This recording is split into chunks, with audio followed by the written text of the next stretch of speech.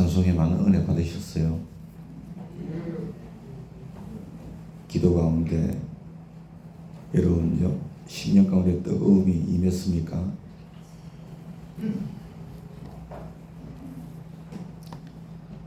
할렐루야.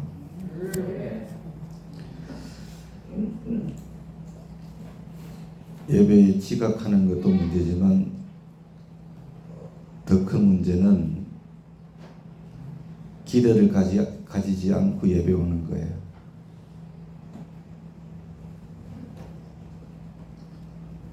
환경과 여건을 보면 기대하기 어려울 수 있어요.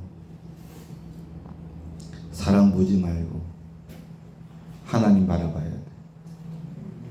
그래야 반주가 좀 그래도 찬송에 성령이 임하는 거예요. 기대하고 나가야 기도에 불이 임하는 거예요. 사람 의식하고 환경 의식하면 절대로 은혜 못 받아요. 하나님만 바라보세요. 할렐루야. 기대할 때 하나님이 역사하시고 은혜 받죠.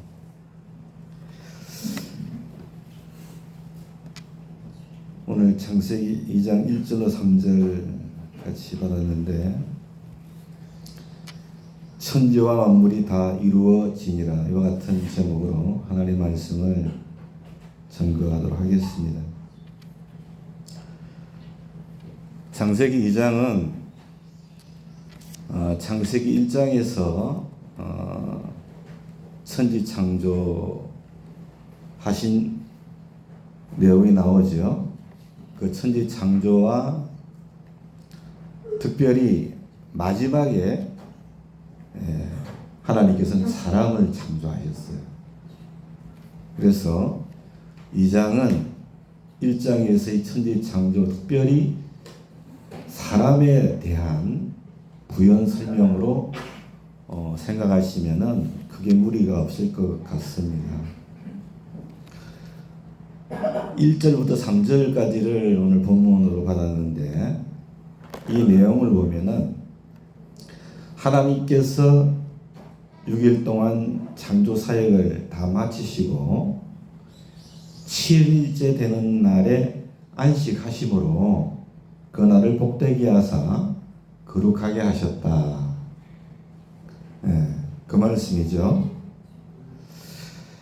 먼저 은혜 나누고 싶은 말씀, 우리가 주목해야 될 말씀은 하나님께서 6일 동안 천지 창조의 역사를 온전하고 완전하게 끝마쳤다. 이것입니다. 그것이 오늘 1절 말씀에 나와 있는데, 사실은 2절과 3절에도 나와 있어요. 1절에서는 천지와 만물의 창조의 역사를 다 이루셨다 그랬어요. 그리고 그 다음에 2절에서는 그치셨다고 했고요. 그 다음에는 마치셨다. 마치셨다는 두 번이 나옵니다. 다 이루시고 그 다음에 그치셨고 마치셨어요. 이것은 다 동일한 의미입니다. 네 번의 이런 표현이 나오는데 다 동일한 의미요. 하나님께서 천지 창조의 역사를 완전하고 온전하게 끝마쳤다. 이와 같은 의미인 줄로 압니다. 그래서 1절은 하나님께서 천지 창조의 계획을 단순히 이렇게 중단하신 게 아니고 하나님께서 뜻하셨던 바대로 조금도 빠뜨리지 않으시고 모두 성취하셨다. 이와 같은 의미인 줄로 믿습니다. 그래서 창세기 3장 1장 31절에 보니까 보시기에 심히 좋았더라. 할렐루야. 그렇게 하나님께서 만족을 표현하신 거예요. 온전하고 완전하게 천지창조의 역사를 마치셨기 때문에. 믿으시지요?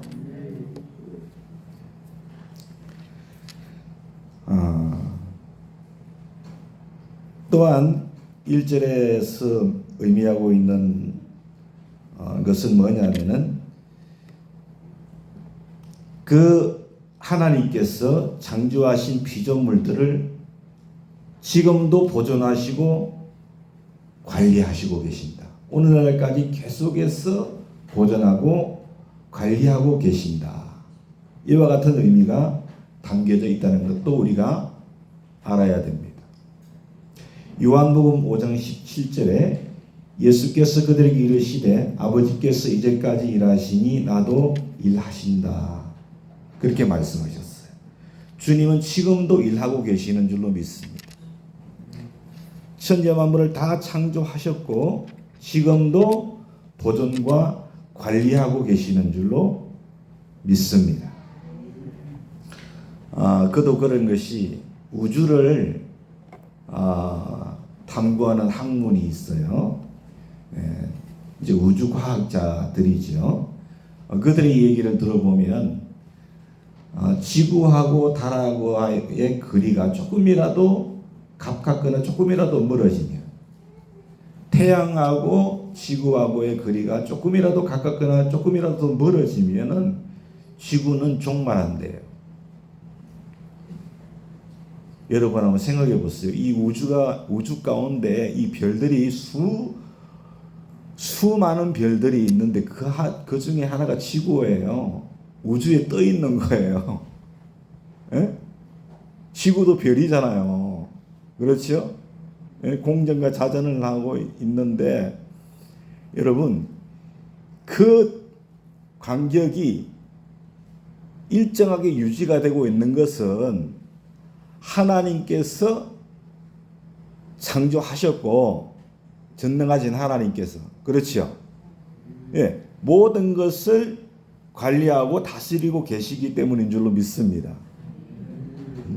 그렇지 않으면 우리가 이렇게 생존할 수가 없다. 우주과학자들이 그렇게 말을 하고 있어요. 저는 이제 성경적으로 말씀을 드린 거예요.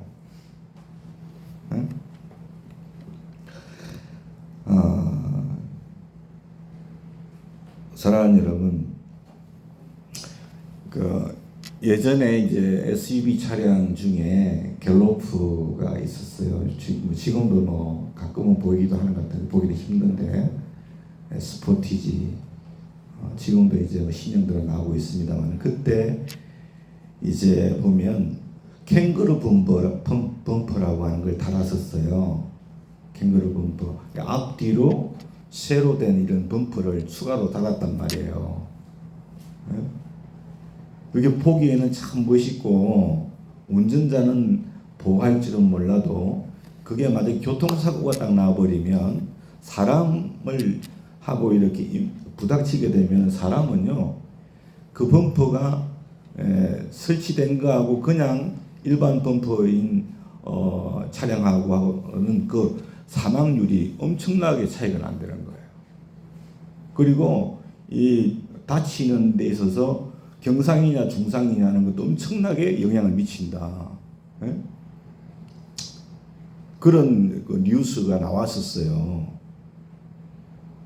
다 유행을 타는 것 같은데 요즘은 그거 붙이고 다니는 차 없습니다. 안 나오고, 예, 또 그런 부분들이 있기 때문에 이제 하지도 않는 것 같아요. 뭐 법적으로는 그게 시정이 되었는지는 모르겠지만, 사랑하는 여러분, 자동차에서 만들어 나오는 것이 가장 운행하기에 안전하고 또 가장 적합한 것으로서 출시가 됩니다. 수없이 테스트를 하고 나오는 거 아닙니까? 그렇죠? 예. 물론 거기에 여러분 부차적으로 추가로 설치해서 더 운전이 편리하고 좋은 것들이 있을 수는 있겠지만은 여러분 도리어 다른 것들을 거기에 추가로 설치해 가지고요 더 위험한 상황에 처하는 경우들도 많이 있어요. 사랑하는 여러분, 우리가 알아야 될 것이 뭐냐면은 제가 이 말씀을 왜 드렸냐면은요. 하나님께서는요. 이 천지와 만물을 온전하고 완전하게 다 주님께서 창조하셨어요. 마무리를 딱 지어 놓으셨어요. 믿으시죠? 예? 여기에 여러분 우리가 뭔가를 부족하다고 생각하거나 여러분 모자라다고 생각해 버리면 문제가 생겨요. 문제가 생겨요. 여러분 생각해 보세요. 성경을 창세기 3장을 보면 사탄은요. 하나님의 완전한 창조의 역사를요. 완전한 하나님의 창조의 역사였지만 아담과 하와에게 가가지고 뭔가 부족하다고 말을 했어요. 하나님의 창조의 그 역사를요. 그렇죠? 네? 그 선악과 그거 먹어봐 그랬잖아요. 2장은 1장에 여러분 부연 설명이에요. 잠자지 말아라. 부연 설명이에요. 얼마나 하나님께서 에덴 동산도 완전하고 온전하게 창조하신 거예요. 지으신 거예요. 선악과를 주신 것도. 그렇죠. 그런데 마귀는 와가지고 하나님의 그 완전하신 온전하심에 의심을 갖게 했단 말이에요. 그렇죠. 이거 먹으면 하나님처럼 돼버린다고 그랬어요. 너희들이 하나님처럼 될 수도 있는데 하나님 그거 막으셨어. 그렇게 여러분 하나님의 그 온전하심과 완전하심을 의심을 갖게 한 거예요. 뭔가 부족하게 느끼게 했다는 거예요. 그러니까 어떻게 됩니까? 의심을 품게 되니까 하나님의 그 완전하신 말씀을 여러분 불신하게 되잖아요. 불신하게 해서 따먹고 나서 타락해 버렸지요. 그러니 여러분 그 이후에 인류 가운데 사망이 왔잖아요. 사망이 수고와 슬픔이 왔잖아요. 여러분 하나님께서 천지와 만물을 다 이루셨어요. 하나님은 온전하시고 완전하신 분이에요. 하나님 말씀은 온전하고 완전한 말씀이에요. 그렇지요? 그래서 우리는 하나님의 말씀에 더하거나 빼면 안 되는 거예요. 그리고 하나님 말씀은 온전하고 완전하기 때문에 천지는 다 없어져도 하나님의 말씀은 1.1핵이라도 변하지 않고 그대로 다 이루어진다 그런 거예요. 지금 이 만세의 지말 가운데서도 마귀가 하는 일은 뭔가 하면은 이 하나님 말씀에 늘 도전을 하게 만들어요. 부정적으로. 믿으십니까? 하나님의 말씀은 완전한 거예요. 온전한 말씀인 거예요. 우리가 여러분 거기에 더하면 좋겠다, 빼면 좋겠다 그래가지고 해버리면 문제가 커집니다. 반드시 기억할 수 있기를 소원합니다. 그러므로 우리는 하나님의 창조의 그 질서 아래에 있는 거예요. 그래서 여러분 우리는 그래서 말씀대로 살아야 돼요. 말씀대로 하나님을 경외하고 온전한 삶을 살아가야 할 줄로 믿으시길 바랍니다. 그러면 거기에는 문제가 없어요. 문제처럼 보여도 문제가 안 되게끔 하시는 거예요. 하나님이. 마태복음 5장 48절에 뭐라고 하셨어요? 그러므로 하늘에 계신 너희 아버지 온전하신 것 같이 너희도 온전하라고. 그렇게 말씀하셨어요. 사랑하는 여러분, 그래서 오늘 이 천지와 만물이 다 이루어지니라 하신 이 말씀의 두 가지 의미를 여러분들이 온전히 잘 아시고, 할렐루야, 아시고 하나님의 그 높고 위대하심을 찬양하시고 또 기뻐하시고 믿으시죠? 그리고 계속해서 주님의 그 승리와 다스림 안에 있음을 인하여 또한 영광을 돌려드리시고, 사랑하는 여러분, 이 하나님의 말씀 온전히 우리가 온전한 말씀 가운데 이 말씀대로 살아 승리할 수 있기를 다시 한번 부탁을 드립니다. 근데 우리가 성경을 보면 다 이루었다는 말씀이 구약에 오늘 본문에도 나오지만 신약 성경에도 나와요. 다 이루었다. 이 말씀이요. 같은 의미죠. 바로 예수님께서 십자가에서 죽으시기 전에 마지막으로 하신 말씀이에요. 다 이루었다는 거예요. 요한복음 19장 30절 말씀을 보니까 예수께서 신 포도주를 받으신 후에 이르시되 다 이루었다 하시고 다 이루었다 하시고 머리 숙여 영원히 떠나가시니라 그렇게 말씀하셨어요. 여기서 다 이루었다는 의미는 예수님께서 이 땅에 오신 목적을 죽음으로 모두 다 완성하셨다라는 거예요. 즉 구원의 모든 예언이 응답되고서 성취되었다. 이와 같은 의미인 줄로 믿습니다. 공관복음인 마태복음 27장 50절, 마가복음 15장 37절에서도 예수님께서 신포도주를 받으신 후에 큰 소리로 외치시고 돌아가셨다 그렇게 기록되어 있는데 바로 그 소리가 다 이루었다. 헬라어로 데텔레스타이라고 하는 말.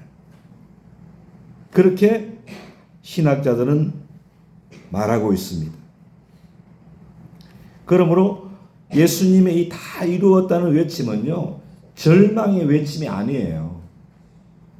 그건 뭐냐? 승리와 환희의 외침이라는 거예요. 믿으시지요? 이 말은 세상의 사람들의 시각으로 보면은 예수님께서 십자가에 달리셔서 죽으셨기 때문에 예수님의 인생은 실패한 거야. 그렇게 얘기할 수 있고 생각할 수 있을 거라고 생각하지만 하나님 입장에서 성경적인 관점에서는요, 온 인류의 구속을 위한 십자가의 대속의 죽음이셨기 때문에 그리고 그 죽음을 통하여 구원의 놀라운 예언이 성취가 된 것이기 때문에 또한 미래에 있을 영광을 말하고 있는 것이기 때문에 빌립보서 2장 10절 11절에 보니까 하늘에 있는 자들과 땅에 있는 자들과 땅 아래에 있는 자들로 모든 무릎을 예수의 이름에 꿇게 하시고 모든 입으로 예수를 그리스도를 주라 시인하여 하나님 아버지께 영광을 돌리게 하셨다 그렇게 말씀했습니다. 이 모든 것을 다 이루었다는 것입니다. 절대 만족과 감격의 말씀인 줄로 믿습니다. 다 이루었어요. 특히나 여러분, 예수님의 죽으심의 의미는요 5가지예요. 예수님의 죽으시면서 다 이루었다. 여러분, 사람이 이제 언젠가는 우리가 다 죽게 될 텐데 내가 살아온 거 다 만족한다 이렇게 말하고 세상을 떠날 사람이 얼마나 될까 싶어요. 몇이나 될까 싶어요. 우리 주님은 만족하셨어요. 다 이루셨어요. 그 죽음의 의미가 5가지. 첫째는 속전이고, 둘째는 구속, 셋째는 화해, 넷째는 대속, 그리고 5번째는 증거예요. 이것이 바로 예수님의 죽으심의 의미예요. 예수님의 죽으심은 우리와 아주 밀접한 관계가 있어요. 할렐루야. 그래서 우리가 예수님의 여러분 구속의 은혜를 찬송하는 거 아닙니까? 찬양하는 거 아닙니까? 인생이 고달프고 힘들어도 여러분 주님의 그 은혜를 찬양하며 감사하며 살아가는 게 우리 믿음의 백성들 아닙니까? 결국의 끝에는 소망이 있기 때문에 그런 거 아닌가요? 먼저는 예수님의 죽으심의 의미는 속전이에요. 속전. 예수님의 죽음으로 말미암아 우리의 죄에 대한 형벌의 대가가 치루어진 거예요. 내가 치료해야 되는데 주님이 치루어 주신 거예요. 얼마나 감사해요.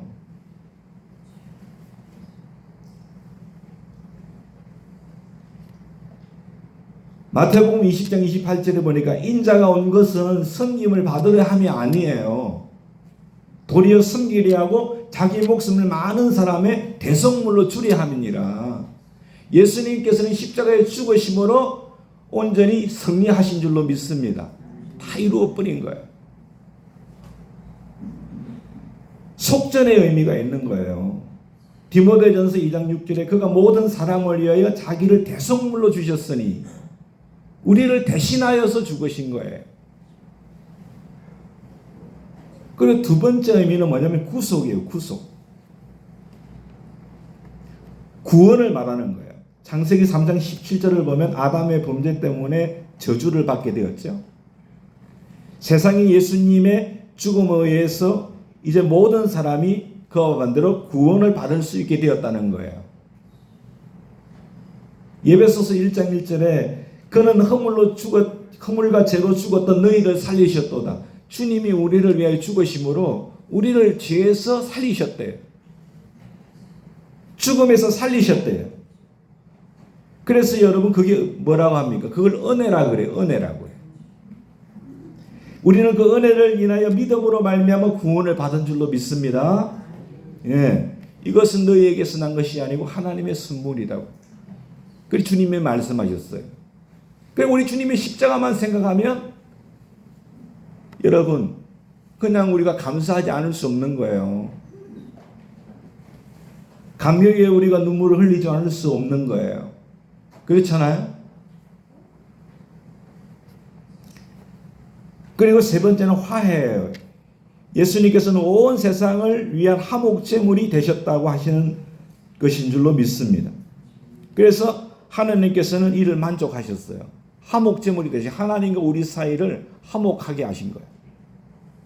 요한 1서 2장 2절에 저는 우리를 죄를 위한 화목제물이니 우리만 위할 뿐 아니요 온 세상의 죄를 위함이라 그렇게 말씀하셨어요. 죄로 우리는 하나님과 거리가 멀어졌는데 우리 주님께서 화목제물이 되신 거예요. 그리고 네 번째가 대속입니다. 예수님은 죄인을 대신하여 죽으신 것. 이런 의미예요.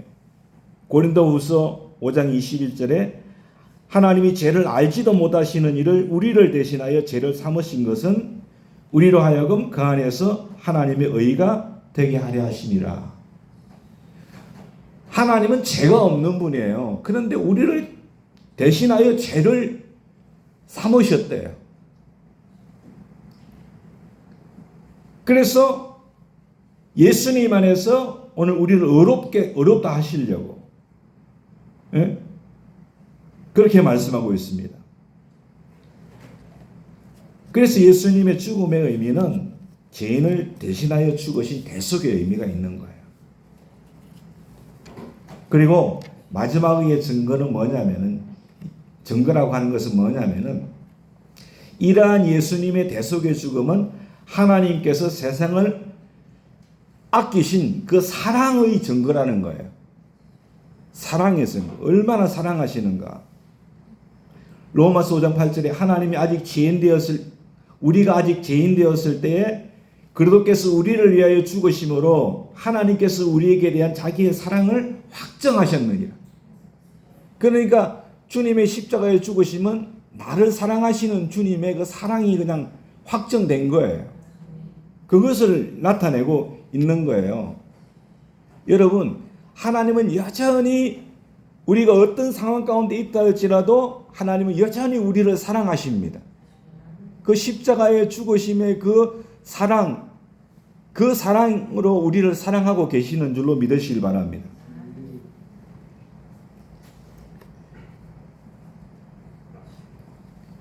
그러므로 이 예수님의 다 이루었다 하심 이 외침은 결코 절망의 외침이 아닌 거예요. 승리와 환희의 외침인 줄로 믿습니다. 그렇기 때문에 우리가 예수님의 죽음과 장사와 이 부활이 완전한 이 복음이라는 것, 이것을 믿을 때에 우리는 구원을 받게 되는 거예요. 고린도전서 15장 1절로 4절 말씀에 분명히 말씀하셨잖아요. 형제 들아 내가 너희에게 전한 복음을 너희에게 알게 하노니 이는 너희가 받은 것이요 그 가운데 선 것이라. 너희가 만일 내가 전한 그 말을 굳게 지키고 헛되이 믿지 아니하면 따라합시다. 그로 말미암아 구원을 받으리라. 할렐루야. 구원을 받으리라. 내가 받은 것을 먼저 너희에게 전하였노니 이는 성경대로 그리스도께서 우리를 위하여 죽으시고 장사 지내는 바 되셨다가 성경대로 사흘 만에 다시 살아나사. 이게 바로 복음인 거예요. 십자가에서 주님이 죽음으로 이루신 줄로 믿습니다. 부활로 완전히 완성하신 줄로 믿습니다. 그래서 우리 사랑하는 성도님들, 우리가 예수님의 그 복음을 믿고 나를 위하여 내가 죽어야 되는데 나를 위하여 대신해서 죽으시고 장사되시고 다시 살아나신 예수님, 그분을 믿고 내가 내 죄에 대하여 회개하며 죽고 침례받음으로 내가 완전히 죄에서 씻음을 받고서 내가 성령 받음으로 부활하는 그 영광 가운데 나아가게 되는 줄도 믿습니다. 그러면 우리는 하나님의 사람이 되는 거예요. 하나님의 자녀가 되는 거예요. 오늘 여기 앉으시고 계신 모든 분들이 다 물과 성령으로 거듭나시기를 주의 이름으로 축원합니다. 주님이 다 이루셨어요. 믿기만 하면 되는 거예요. 믿고 그 복음을 순종하기만 하면 되는 것인 줄로 믿습니다. 다 이루신 거예요.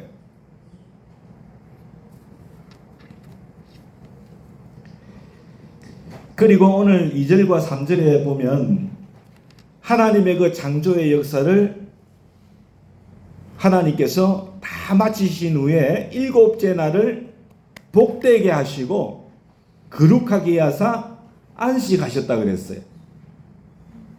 여러분, 안식의 목적은 하나님께서 친히 안식의 모범을 보여주심으로 이것을 행할 인간이 창조주 주인이신 하나님을 기억하고 그 하나님의 위대하신 창조의 활동과 지혜를 기뻐하며 찬양함으로 그 하나님께 영광을 나타내도록 하기 위하여서 여러분 안식하신 줄로 믿습니다.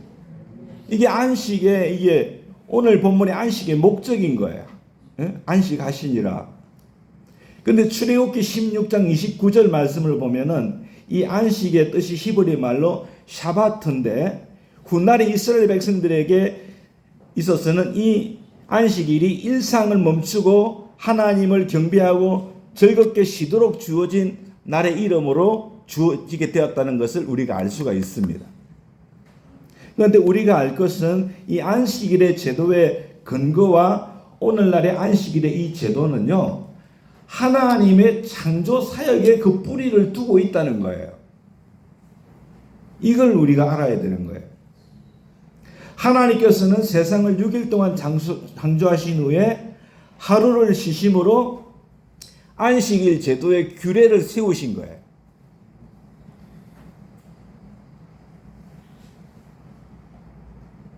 그래서 이와 같이 하나님께서 안식하신 사실에 근거해서 인간의 안식 제도가 생겨났기 때문에 그런 겁니다.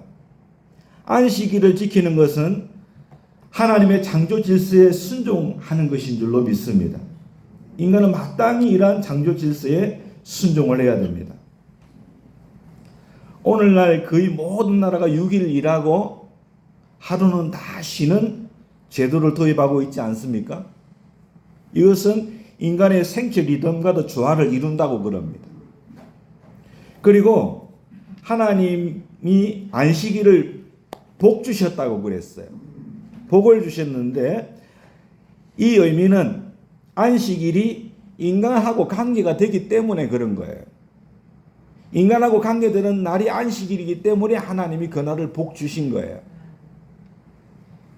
안식일은 마태복음 2장 27절에서 예수님께서 지적하셨듯이 인간을 위해서 만들어진 제도입니다. 주님이 그렇게 말씀하셨습니다. 다시 말해 안식일은 창조 질서 속에서 인간에게 유익이 되기 때문에 하나님이 제정하신 날이에요. 그렇기 때문에 오늘 우리 성도들은 인간을 위하여서 생겨난 이런 안식의 제도에 얽매이는 것이 아니고 우리를 위하여 하나님께서 제정하신 것이기 때문에 안식일의 근본 의미를 제대로 알고 여러분 하나님을 영화롭게 하면서 우리가 즐거워하는 기쁜 날로 삼아야 될 줄로 믿습니다. 이게 막 얽매이고 구속이 되면 안 되는 거예요.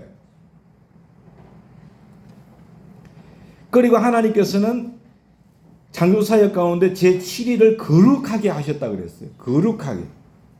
그 이유가 여러분, 거룩하게 하신 이유가 7일 자체가 거룩한 게 아니라 여러분, 하나님이 그날을 거룩하게 하셨으므로 7일이 거룩한 거예요. 아시겠죠? 7일 자체가 거룩한 게 아니라 그날을 거룩하셨기 때문에 안식일이 거룩한 거예요. 거룩하다는 말은 여러분, 세상과의 관계를 끊어버리고서 하나님께로 향하고 또한 하나님의 소유가 된다는 그런 의미를 담고 있습니다. 그러므로 여기에는 어떤 부정적인 이해관계가 개입이 되어서는 안 되고 그렇게 하는 여지도 없어야 될 줄로 믿습니다. 그러므로 하나님을 경외하지 않으면서 제7일만을 형식적으로 기념하는 것은 의미가 없는 거예요. 절대로 의미가 없어요. 예수님께서도 마가복음 2장 23절부터 28절에서 제7일 안식일에 대한 바리새인들의 그 형식적인 신앙을 책망하지 않았습니까? 우리가 창조주 하나님을 기뻐하면서 여러분 그 안에서 즐거워하고 여러분 그 안에서 쉼을 얻는 것, 그것이 여러분 참된 안식의 의미인데, 그러한 여러분 것이 없이 하나님 경외함 없이 형식적으로 여러분 그렇게 하는 것은 정말 아무런 의미가 없다라고 하는 것입니다. 이 형식주의적인 그것 주님께서 비판하시지 않습니까? 그렇기 때문에 하나님의 날을 지키는 오늘 우리들 단순히 여러분 외형적인 예배를 드리고 뭐 봉사를 하고 자신의 의무를 다하고 그걸로 여러분 끝냈다고 생각해서는 안 될 줄로 믿습니다. 그 안에는 참된 경건과 희생이 있어야 되는 거예요. 야고보서 1장 27절에 경건을 뭐라고 했습니까? 하나님 아버지 앞에서 정결하고 더러움이 없는 경건을 말하고 있는데 뭐라고 했습니까? 고아와 가부 그들을 환난에서 돌봐주고 또 자기를 지켜 세속에 물들지 않게 하는 것이 경건이라 그랬어요. 아시겠죠? 오늘 우리가 여러분 뭐 주일이라고 해가지고 뭐 제일 멋진 옷 입고 나오고 말이죠. 뭐 바르고 막 이렇게 해서 뭐 거룩한 척, 그게 거룩인 줄 알고 그렇게 착각하면 안 됩니다.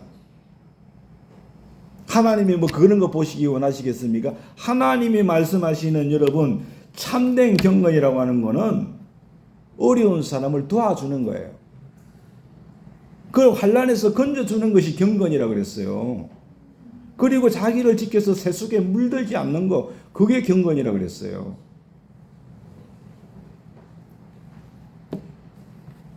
우리가 여러분 그래서 이 거룩하게 하셨다는 의미를 바로 알아야 됩니다. 그러면 안식일의 이 개념은 역사적으로 어떻게 이 발전을 해왔는가? 이 안식의 참된 의미가 기쁨이고 자유고 축복인데, 왜냐하면 하나님께서 이 안식 제도를 시작하셨기 때문에 그렇기도 하지만은 지금도 그것을 주님께서 주도하시기 때문에 그런 거예요. 주님이 안식일의 주인이신 줄로 믿습니다. 그러니까 주님의 날이기 때문에 그 안에 기쁨이 있어요. 자유가 있고 또한 축복이 있는 줄로 믿습니다. 근데 이 안식의 개념은 처음에 제7일의 안식, 출애굽기 23장 12절 거기부터 시작해가지고 7년마다 안식하는 안식년이 나옵니다. 그게 이제 출애굽기 23장 10절로 11절. 그리고 안식년에 7번 반복되는 것. 거기서 오는 안식, 레위기 25장 8절로 12절, 희년이라 그러죠. 그 다음에 여러분 오는 게 뭡니까? 이제 우리의 소망인 영원한 안식이에요. 이게 바로 안식일의 개념의 역사적인 어떤 발전이라고 보시면 되는 거예요. 7일에서 어떻게 됐습니까? 7년. 그 다음에 또 7번 50년째 맞는 안식일, 희년, 그 다음에 영원한 안식. 영원한 안식. 시편 116편 7절에 말씀하고 있지 않습니까? 그렇게 이렇게 발전되어 가는 거예요. 그래서 이런 안식 개념들은 하나님과 인간관계 속에서 계속적으로 유지가 되는데 큰 유익이 있는 것입니다. 그리고 미래에 완성될 영원한 안식에 대한 기대를 우리가 갖게 되는 줄로 믿습니다. 사실 여러분, 우리가 이 땅에서 살아가면서 누리는 안식은 주님과 더불어 영원한 안식을 누리게 될 예표인 줄로 믿습니다. 그렇게 말해도 저는 지나친 말이 아니라고 생각합니다. 히브리서 4장 8절로 9절 말씀에 그렇게 보면 나와 있기 때문에 그런 겁니다. 사랑하는 여러분, 그러면 안식이 오늘 우리에게 제공해 주는 영적인 의미는 과연 뭘까요? 죄나 질병이나 이별. 여러분, 우리가 이게 인생을 살아가면서 믿음 안에 우리가 이렇게 신앙생활 하면서 가장 큰 게 뭔가요? 문제가 죄, 또 질병, 하는 이별 아닙니까? 이 큰 거 세 가지라 생각해요. 그렇잖아요. 이것들이 우리를 힘들게 하고 이것들이 우리의 안식을 빼앗아 가는 거 아닙니까? 그렇지요. 죄를 짓고 질병 가운데 있고 이별하고, 이 이별이라는 게 뭐 죽음을 통한 영원한 이별, 세상에서 영원한 이별, 이걸 말하는 거거든요. 이게 뭐예요? 우리의 마음을 좌절하게 만들고 우리의 여러분 영혼을 고통스럽게 만들어 버리고 이런 거 아닙니까? 이럴 때 우리에게 필요한 게 뭔가요? 안식이잖아요. 안식.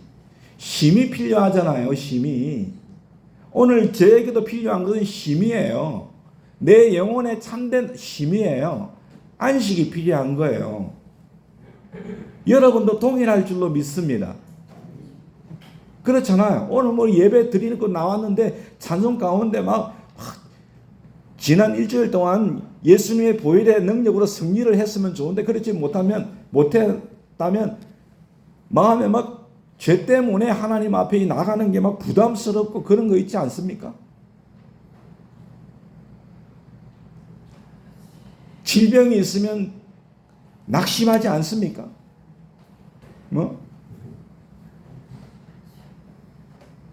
사랑하는 사람을 이별하게 되면 고통스러워하고 그러지 않습니까?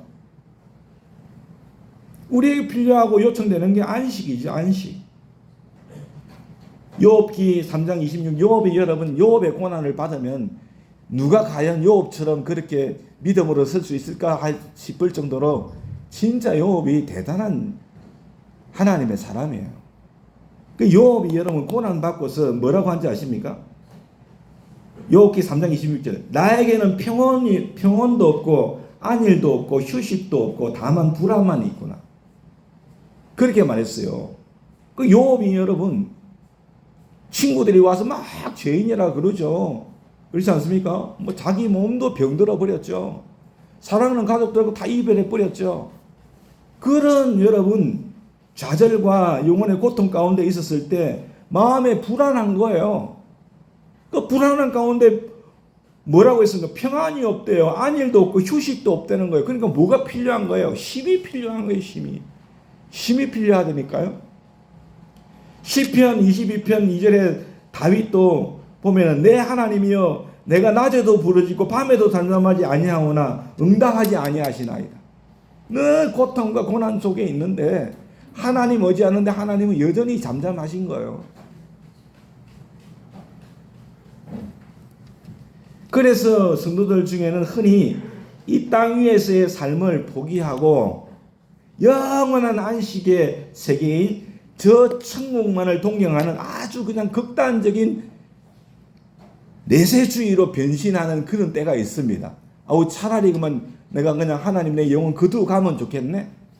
극단적인 내세주의예요. 저도 여러분 삶이 힘들고 고난스럽고 고통스럽고 하면은 아이고 막 하나님 나라에 그냥 하나님 불러주시면 좋겠습니다. 이런 생각 가끔 한 적이 있거든요. 근데 여러분 그러한 생각 속에 파묻혀 있으면 그건 안 되는 겁니다. 믿으십니까? 극단적인 내세주의는 우리가 경계를 해야 돼요. 우리가 여러분 이 땅을 살아가면서 삶에 있어서 그렇게 만족하고 뭐 행복한 게 얼마나 많습니까? 만족스럽고 행복한 것만 있는 건 아닌 줄로 압니다. 그러나 우리가 소망하는 천국은 분명한 안식과 기쁨이 있는 곳인 것은 확실한 거죠. 사도행전 7장 49절에 말씀하셨어요. 하지만 마태복음 11장 28절에 수고하고 무거운 짐진 자들아 다 내게로 오라. 내가 너희를 쉬게 하리라. 마태복음 11장 28절에서 주님께서 그렇게 우리에게 말씀해 주셨기 때문에 예수님께서 주시는 이 안식을 누려본 사람이라면 불만족스러운 이 땅에서의 삶도 천국 생활과 마찬가지로 기쁨과 평안을 누릴 수 있게 될 줄로 믿습니다. 그래서 여러분 너무나 극단적인 그런 내세주의에 우리가 빠져서는 안 되는 거예요. 여러분 우리에게 진짜 필요한 게 안식 아닙니까? 오늘 우리가 이렇게 주님께 나와가지고 예배 드리는 그 목적 중에 하나가 우리가 뭐가 필요해서 나오는 거예요? 안식이잖아요. 안식. 쉼이잖아요. 우리가 그걸 기대하고 나와야 될 줄로 믿습니다. 찬송 가운데 기대하고 찬송하고 기도 가운데 기대하고 기도하고 말씀 가운데 그걸 기대하고 들어야 되지 않겠습니까? 할렐루야. 우리에게 진짜 필요한 게 뭐야? 안식이죠. 안식.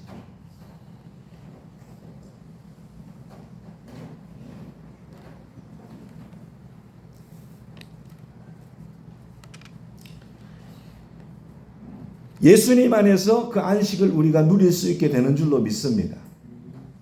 마태복음 11장 28절 말씀을 붙잡고 기대하고 주님께 나아가시기 바랍니다. 내가 너희를 쉬게 하리라. 예수님께서는 이 땅에 계셨을 때 2000년 전에 누구든지 예수님을 만나면 쉼을 다 얻었었어요. 한센병자도 예수님께 나가서 쉼을 얻었어요. 시각장애인도 예수님께 나가서 쉼을 얻었더라고요. 38년 된 그 병자도 예수님께 나갔더니 쉼을 얻었어요. 딸이 죽었던 야이로도 쉼을 얻었어요. 죄를 짓고 가늠하다가 현장에서 잡힌 그 여인도 쉼을 얻었더라고요. 풍랑을 치는 그 바닷 가운데서도 제자들이 예수님을 만나서 쉼을 얻었었어요. 모두 다 쉼을 얻었어요. 그러므로 이 시대에도 누구든지 예수님을 믿고 영접하면은 모든 죄의 무거운 짐을 다 벗어버리고 쉼을 얻게 될 줄로 믿습니다. 여러분 죄에 눌려 있어서 주일날 교회에 나와서 예배 드렸는데 그 여러분 예배가 너무나도 부담스럽고 여러분 그렇게 생각하지 마세요. 십자가 바라보면서 나아가시기 바랍니다. 십자가 아래 모든 그 죄악의 짐을 내려놓으시기 바랍니다. 그 쉼을 하나님께 얻고 받고 얻어서 돌아가셔야지요. 충만해서 가셔야 되지 않겠어요? 그 죄의 짐을 다시 짊어지고 가면 되겠냐고요. 그 질병 때문에 그 여러분 어떤 삶의 고통 때문에 왔는데 그거 다시 짊어지고 가면 되겠냐고요. 예수님 십자가 아래 다 내려놓고 가야죠. 할렐루야. 그런 사모함이 우리에게 있어야 될 줄로 믿으시길 바랍니다. 주님께서는 내가 너희를 쉬게 하리라 말씀하셨어요. 내가 너희를 쉬게 해주리라. 참된 쉼을 주리라. 그리고 오늘 2000년 전에 십자가에서 그 여러분 우리의 짐을 다 대신 지시고 죽으심으로 다 이루신 줄로 믿으시길 바랍니다. 이 복음을 믿고 예수님을 영접하면은 죄와 근심과 고통 이것을 다 벗어나고 참된 쉼을 누리게 될 줄로 믿으시길 바랍니다. 그렇기 때문에 신약 시대에 하나님께서 우리에게 주시고자 하는 이 안식은 우리의 어떤 육신의 편안함 이게 아니고요. 이것만이 아니고요. 우리의 영혼의 죄의 문제, 우리의 그 인생의 무거운 그런 고통과 환난과 어려움 가운데서 우리의 영혼에 주시는 쉼을 우리가 이 신약 시대에 주님께서 얻을 수 있고 그 힘을 주님께서 우리에게 주기를 원하시는 줄로 믿습니다. 그래서 우리는 극단적인 이 내세주의를 여러분 경계해야 되는 것입니다. 경계하고 이 땅에서 예수님 안에서 우리가 힘을 얻지 못한다면은 무슨 신앙생활의 능력이 있겠냐 말이에요. 아무런 능력이 없어요. 예수님께서 우리에게 오늘 이 시대도 힘을 주시기를 원한다는 것을 믿고서 나아가셔서 그 은혜를 체험하시기 바랍니다. 그래서 하나님 나라에서 영원한 안식을 우리가 더욱더 기대할 수 있어야 되지 않겠습니까? 그렇지 않습니까? 오늘 우리가 지키는 이 주일이 갖는 이 안식의 개념, 사랑하는 여러분, 이 안식의 개념은 하나님의 창조 사역에서 안식일 제도가 처음 창조된 그것이 여러분 이 안식이라고 하면은 이 주일이라고 하는 거예요. 우리는 주일을 지키잖아요. 이 주일이라고 하는 것은 하나님의 구원의 계획 속에서 그리스도의 부활을 중심으로 해서 재창조된 것을 의미한다는 걸 우리가 알아야 됩니다. 하나님께서는 창조 역사와 더불어서 구원의 계획도 세우셨어요.